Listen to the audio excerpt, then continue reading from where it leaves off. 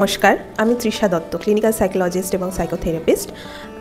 অনেক বাচ্চাদের বাবা মারাই কিন্তু আমাদের কাছে এসে এটা বলে যাদের বাচ্চারা একদম পড়াশোনায় ইন্টারেস্ট নেই, পড়াশোনা করতে চায় না, একদম পড়তে বসেই না, সারাদিনই খেলে যাচ্ছে বা মোবাইলে গেমস খেলছে বা বাইরে মাঠে গিয়ে খেলছে বা অন্য কিছু করছে, কিন্তু পড়াশোনাটা করছে না। তো এই কমপ্লেনটাই মানে বেশিরভাগ স্কুল গোয়িং মা বাবার মধ্যে এই কমপ্লেনটা থাকে। তো সেক্ষেত্রে আমরা প্রথমেই যেটা রুল আউট করে নিই সেটা হচ্ছে যে তাদের মধ্যে বুদ্ধির অক্ষমতা আছে কিনা, যেটাকে আমরা বলি ইন্টেলেকচুয়াল ডিসেবিলিটি আছে কিনা, বা তাদের মধ্যে এসএলডি আছে কিনা, স্পেসিফিক লার্নিং ডিসেবিলিটি আছে কিনা। এগুলো নিয়ে আমি অন্য কোনো দিন ভিডিও করব, যে আলাদা আলাদা বিষয় এগুলো, যেগুলো কী জিনিস বা কী করে বোঝা যায়। তারপরে আমরা দেখে নিই যে তাদের মধ্যে অটিজম স্পেকট্রাম ডিসঅর্ডারের জায়গাটা আছে কিনা, বা তাদের মধ্যে এডিএইচডি মানে attention deficit hyper activity disorder. এই চারটে বিষয় আমরা প্রথমে রুল আউট করে নিতে চাই, বিকজ এই চারটে বিষয়ের মধ্যে কোনোটা যদি বাচ্চার মধ্যে থাকে তাহলে কিন্তু তার পড়াশোনার প্রতি যে আগ্রহটা থাকার কথা সেই জায়গাটা কিন্তু ল্যাক থাকে। তো সেই জায়গাটা আগে বুঝে নিতে হয়, অ্যান্ড অ্যাকর্ডিংলি সেটাকে কীভাবে ম্যানেজ করা যায় সেই হিসাবে চলতে হয়।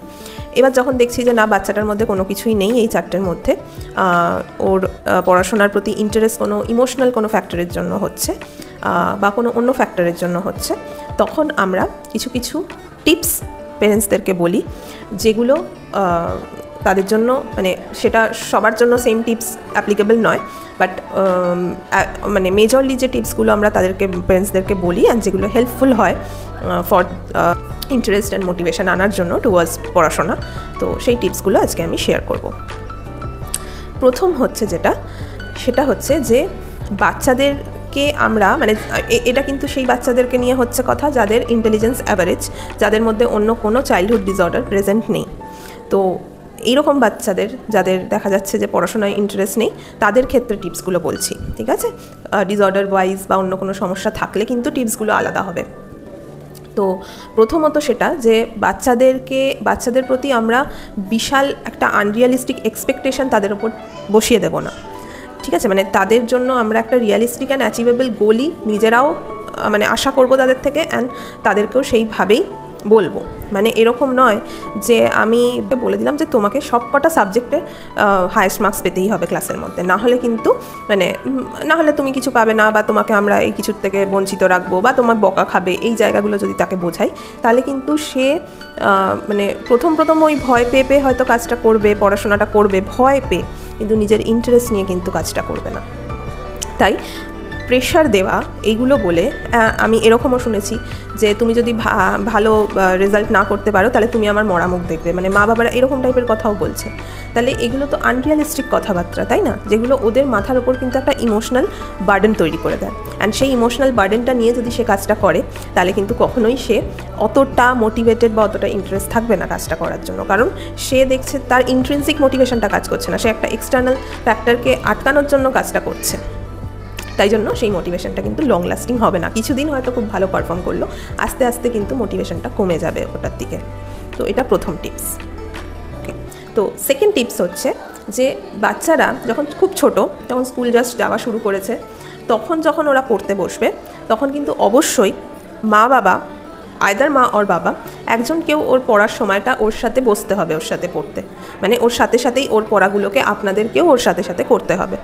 না হলে কিন্তু মানে ইনভলভমেন্ট যদি পেরেন্টসদের না থাকে, ওরা যদি দেখছে যে ওদেরকে পড়তে বসিয়ে আমরা অন্য কোনো কাজ করছি, বা ওরা পড়তে বসেছে অন্যরা অন্য কোনো কাজ করছে, তাহলেও কিন্তু ওর তখন পড়াশোনার ইন্টারেস্টটা হারিয়ে যাবে, ঠিক আছে? তো আমরাও যদি পড়াশোনাটাকে ইন্টারেস্ট আমাদের লাগছে, ওদেরকে আমরা দেখাতে পারি যে ওর পড়াশোনাটা আমাদেরও ইন্টারেস্ট লাগছে, আমরাও ওর সাথে সেই ইন্টারেস্টটা নিয়ে যদি বসছি অ্যান্ড ওকে অ্যাকর্ডিংলি ওর পাশে থাকছি, অ্যান্ড একটু বড় বাচ্চাদের জন্য যারা একটু নিজে পড়তে শিখে গেছে, ধরুন ক্লাস 4-5 থেকে, তখনও কিন্তু মা বাবা পাশে বসাটা খুব জরুরি। তখন হয়তো আপনাকে ওর সঙ্গে করে দিতে হবে না, পড়াশোনাগুলো করিয়ে দিতে হবে না, কিন্তু কি করতে হবে যে পাশে বসে থাকতে হবে। নিজের কাজটা হয়তো আপনি বসে হয়তো নিজে কোনো একটা গল্পের বই পড়ছেন, বা বসে আপনি হয়তো উল বুনছেন বা সেলাইয়ের কাজ করছেন, কিছু একটা করছেন যেটা ওর জন্য ডিস্ট্র্যাক্টিং না। পাশে বসে মোবাইল দেখাতে কিন্তু ডিস্ট্র্যাক্টিং হবে। তো সেই রকম কোনো কাজ করছেন, ও তাহলে জানবে যে ওকে আমি পড়ছি নিজে, কিন্তু আমি যদি কোনো জায়গায় আটকে যাই, মা আছে বা বাবা আছে to guide me. Okay, next tip হচ্ছে যে ওর সাথে মানে মা বাবারা অনেক সময় দেখা যায় যে ওর স্কুলে কি হচ্ছে, ওর ক্লাসে কি হচ্ছে, ওর কোন টিচার কি বললো, কোন সাবজেক্টগুলোতে কি কি হলো সেগুলো নিয়ে কোনো খবরই রাখছে না। এদিকে মা বাবা তার উপর এক্সপেকটেশন রেখে দিয়েছে যে তাকে স্কুলে খুব ভালো স্কোর করতে হবে, খুব সিনসিয়ারলি ক্লাস করতে হবে, সব কিছু করতে হবে, ঠিক আছে। তো বাচ্চারা কি দেখছে যে বাচ্চাদের পড়াশোনা বা এটার প্রতি মা বাবার কোনো সিনসিয়ারিটি নেই, কোনো মানে তারা নিজেদের মতন রয়েছে। ও স্কুলে যাচ্ছে, স্কুল থেকে আসছে, কোনো রকম কোনো কোয়েশ্চেন আসছে না যে স্কুলে কি করলো না করলো, তাহলেও কিন্তু বাচ্চাদের মনে হবে যে এটা এমন কিছু ইম্পর্টেন্ট জিনিস না, কারণ মা বাবার সাথে তো এগুলো নিয়ে আমি ডিসকাসও করতে হচ্ছে না, মা বাবা এগুলো নিয়ে জিজ্ঞেসই করছে না। তার মানে বাচ্চাদের কাছে কিন্তু এটাই যে মা বাবা যেটাকে ইম্পর্টেন্ট ভাববে বাচ্চারাও সেটাকেই ইম্পর্টেন্ট ভাববে। অ্যান্ড শুধু ভাববে না, সেটা তাদেরকে কমিউনিকেশনের থ্রু তাদেরকে সেটা বোঝাতেও হবে যে হ্যাঁ এটা ইম্পর্টেন্ট আমি ভাবছি। তার মানে কী করতে হবে যে ওদের পড়াশোনা, ওদের সাবজেক্টস, ওদের ক্লাসে কি হচ্ছে না হচ্ছে, সেদিনকে প্রত্যেকটা ক্লাসে কি কি পড়ালো, কোন ক্লাসে কি হোমওয়ার্ক দিল, কোন টিচার ওর ফেভারিট, কোন সাবজেক্ট ওর ফেভারিট, এগুলো নিয়ে কিন্তু কনস্ট্যান্ট একটা ডিসকাশনের মধ্যে এভরি ডে থাকতে হবে। স্কুল থেকে এসে গেলেও তখনই করলাম সেটা নয়, বাট একটা টাইমে ও জানবে যে এই টাইমে আমাকে স্কুলের ব্যাপারে মায়ের সাথে বা বাবার সাথে বসে এগুলো বলতে হবে। এটা একটা হ্যাবিট তৈরি করে দেয়া। তাহলে কি হবে যে ও জানবে যে স্কুলের যা যা হলো আমাকে বাড়িতে গিয়ে বলতে হবে। আদারওয়াইজ কী হবে যে ও বাড়িতে এসে স্কুলের কথাগুলো বলতে শিখবে না, অ্যান্ড তার জন্য কী হবে ও স্কুলে গিয়েও অ্যাটেন্টিভ হয়তো থাকবে না, অ্যালার্ট থাকবে না। কারণ ও যদি জানে বাড়িতে গিয়ে আমাকে বলতে হবে এগুলো স্কুলে কী কী হয়েছে, তাহলে কিন্তু ও স্কুলেও অ্যাটেন্টিভলি বা অ্যালার্ট হয়ে সেই কাজগুলো সবকটা শুনবে বা করবে। তো এইটা অ্যানাদার টিপ যে ওর পড়াশোনার বিষয়টা, স্কুল সাবজেক্টস, ওর কোন সাবজেক্ট পছন্দ, কোন সাবজেক্ট পছন্দ না, কোন ওর স্টাডিজে কোথাও ডিফিকাল্টি হচ্ছে কি হচ্ছে না, এইগুলো নিয়েও কিন্তু ডিসকাশন করতে হবে। ওগুলো নিয়ে করলামই না কিছু, শুধু স্কুলে যাচ্ছে অ্যান্ড টিউশন টিচার পড়িয়ে যাচ্ছে, আমরা কিছুই সেগুলো নিয়ে কোনো কথা বললাম না ওর সাথে, তাহলেও কিন্তু ওর নিজের পড়ার প্রতি ইন্টারেস্ট জন্ম নেবে না। নেক্সট টিপ হচ্ছে ওর পড়তে বসছে যখন, তখন এনভায়রনমেন্টটাও কিন্তু ওর ফেভারেবল থাকতে হবে, যেখানে ওর ডিস্ট্রাকশন থাকবে না। যেখানে ধরুন পড়তে বসে এভরিডে সেখানেই ওকে পড়তে বসাবেন, কারণ ওটা আমাদের ব্রেনে সেইভাবেই হ্যাবিট তৈরি হয়ে যায়। অ্যান্ড ওইভাবেই করতে করতে কী হয়, ওই জায়গাটায় বসলে ওর অটোমেটিক পড়ার প্রতি মন চলে আসবে। তো সেটা একটা দিক।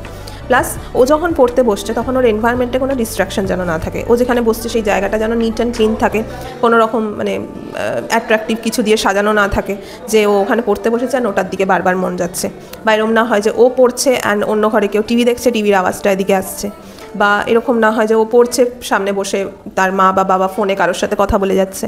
মানে কি, আমরা যত রকমভাবে দরকার ওদেরকে এই হেল্পটা করব যে যখন ওরা পড়তে বসবে তখন আমরা ডিস্ট্রাকশন যতটা ফ্রি রাখা যায় ততটা রাখবো। কারণ বাচ্চাদের অ্যাটেনশন স্প্যান কিন্তু খুব কম হয় বড়দের তুলনায়। তো আপনার মনে হতে পারে যে কেন ও পারছে না, আমি তো ওর জায়গায় থাকলে আমি ঠিক করে নিতে পারতাম। আপনার ব্রেন ডেভেলপ করে গেছে, আপনার ব্রেন যেগুলো পারে ওর ব্রেন সেগুলো পারে না, তাই সেই জায়গায় আমাদের ওর সাথে সহযোগিতা করতে হবে যতদিন না ওর ব্রেনটা ডেভেলপড হচ্ছে অ্যাজ অ্যান অ্যাডাল্ট। তো ডিস্ট্রাকশন ফ্রি এনভায়রনমেন্ট দিতে হবে যখন ও পড়তে বসছে। Next tip is very important, সেটা হচ্ছে যে স্ট্রেসটা দিন যে ওর লার্নিং প্রসেসটা ঠিক আছে কি না, রাদার যে ওর গ্রেডস কেমন আসছে। ঠিক আছে, লার্নিং প্রসেস মানে এই যে বললাম যে ও যখন পড়ছে তখন ওর ডিস্ট্রাকশন ফ্রি এনভায়রনমেন্টে পড়ছে, ও যখন কিছু বুঝতে পারছে না তখন আমরা ওকে কিভাবে গাইড করছি, ওর ওপর রেগে যাচ্ছি না, ওকে ঠিকভাবে বুঝিয়ে দিচ্ছি জায়গাটা, ও বুঝলো কি না সেটা দেখার জন্য হয়তো ছোটোখাটো এভরিডে রিভাইসের মতন কোয়েশ্চেন করছি, ও মনে আছে কিনা দেখার জন্য, না পারলে আবার ওকে বলে দিচ্ছি। এরকম করতে করতে লার্নিং প্রসেসটা যেন ঠিক থাকে সেইটা আমরা দেখব, রাদার দ্যান এটা দেখা যে ওর গ্রেডস ভালো আসছে কিনা। কারণ ইট ইজ প্রুভেন যে লার্নিং প্রসেসটা যদি কমপ্লিটলি ওকে থাকে গ্রেডস অটোমেটিক্যালি ভালো আসবে। সো নেক্সট হচ্ছে be on your child side. মানে ধরুন ও যখন খারাপ কোনো গ্রেড পেয়েছে তখন যদি আমরা ওকে বকি বা এমন কিছু বলি, ভার্বাল ব্যাশিং দিই কিছু, যেটাতে ও খুব লো ফিল করে, যে মানে ভীষণ কনফিডেন্স কমে যায়, তাহলে কিন্তু ওর নিজের প্রতি কনফিডেন্স কমে যাওয়ার থেকেই কিন্তু ওর পড়ার প্রতিও মানে কনফিডেন্সটা আসবে না, ইন্টারেস্টটা আসবে না, মোটিভেশন কমে যাবে। কারণ ও ওই বকা, ওই স্কোল্ডিং, ওগুলোর সাথে ও পড়াশোনাটাকে অ্যাসোসিয়েট করে ফেলবে। তো আস্তে আস্তে হয়তো পড়তে হচ্ছে বলে পড়ছে, তাই জন্য কী হবে, আস্তে আস্তে ওর মোটিভেশন কমে যাবে বলে ও কিন্তু পড়ার সময় মন দিয়ে পড়তেও পারবে না, আর অটোমেটিক্যালি গ্রেডস আরও লো হতে থাকবে।